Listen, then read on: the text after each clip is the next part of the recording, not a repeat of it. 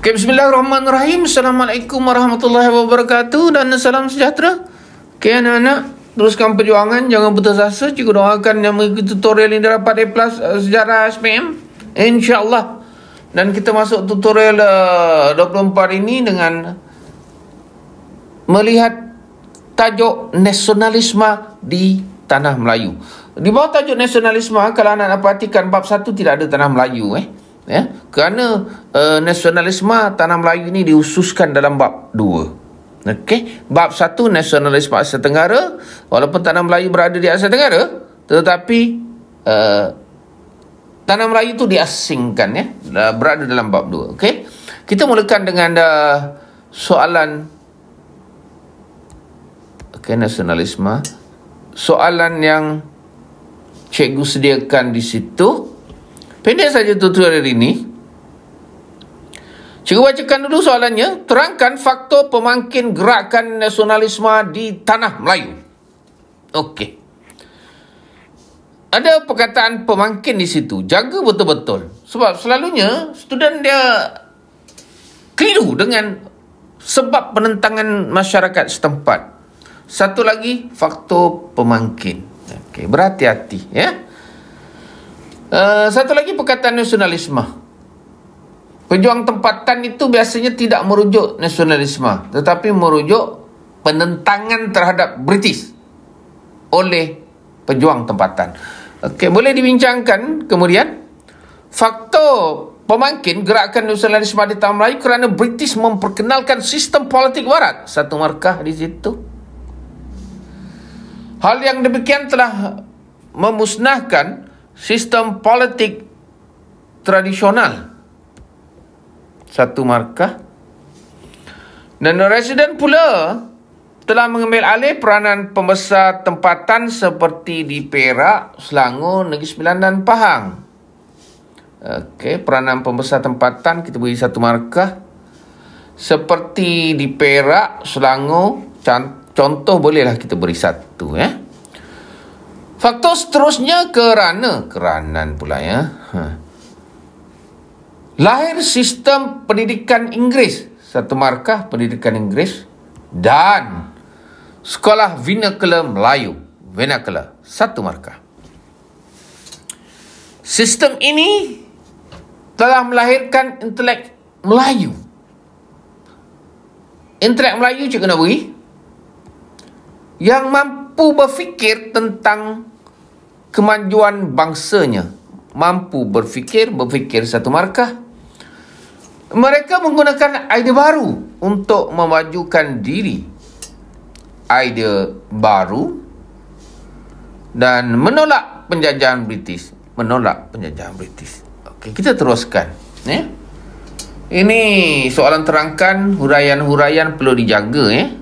Macam perenggan kedua tadi Fakta kita beri ialah pendidikan Inggeris dan vernacular Melayu.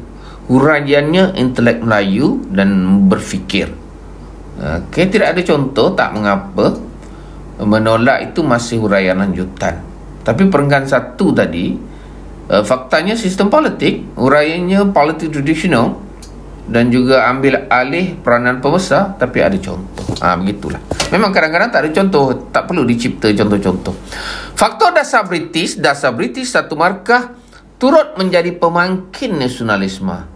British menggalakkan sesiapa saja datang melabur dan bekerja di Tanah Melayu. Cikgu bagi melabur dan bekerja ya. Sebab dia bukan contoh. Okey, buka kurungan. Kemasukan orang asing ini meningkatkan jumlah imigran satu dan menimbulkan persaingan kepada penduduk tempatan. Persaingan satu markah. Orang Melayu pula kekal mundur mengusahakan tanaman padi yang tidak dimajukan oleh British. Tidak dimajukan Faktor nasionalisme. Faktornya ya tidak dimajukan. Apa yang tidak dimajukan? Padi. Okey, apa jadi? Mundur. Okey, begitu. Banyak isinya. Anda kata 8 markah lah. So tidak ada masalah untuk anak-anak. Kita semak balik. Yang pertama, politik barat. 2, politik tradisional. 3, pembesar. 4, contoh Perak. 5, pendidikan Inggeris. 6, Bina Melayu. 7, intelek Melayu. 8, berfikir. 9, idea baru. 10, menolak penjajahan. 11, dasar British. 12, melabur. 13, bekerja. 14, imigran. 15, persaingan. 16, mundur. 17, tidak dimajukan. Banyak ya. Jadi pilihlah anak-anak ikut kekuatan dan kemampuan masing-masing. Sejarah tidak susah ya, senang nak dapat markah. Tak ingat semua, sebahagian kecil kita ingat pun memadai ya, tetapi kita kena faham tajuknya. Sekarang kita lihat nota yang ada. Okey, kita lihat. Okey, faktor pemangkin tadi kita dah semak. Okey, jangan tersalah ya dengan faktor penentangan pejuang tempatan ya. Okey, kita lihat semula kerana politik yang memusnahkan politik barat, memusnahkan politik tradisional, asingkan ya. Okey, ambil alih peranan pembesar tempatan. Apa lagi? Okey, kita cuba ingat. Okey, ada 2 di situ. Pertama, pendidikan Inggeris. Kedua, Bina Melayu. Kedua-duanya melahirkan intelek Melayu yang ada idea baru, menolak penjajahan British. Okey, mereka yang terpelajar ini menolak. Kerana pada masa itu memang seluruh dunia sudah mula rakyat jelatanya memikirkan untuk keluar daripada penjajahan barat. Berikutnya ada poin dasar British. Dasar British apa? Ada banyak di situ ya. Melabur boleh datang orang luar berniaga boleh, berdagang boleh, bekerja boleh, malah menetap pun boleh. Ini semua telah menyebabkan berlakunya semangat nasionalisme dalam kalangan orang tempatan untuk menentang dasar British tersebut. Lain daripada itu, berlaku peningkatan imigran.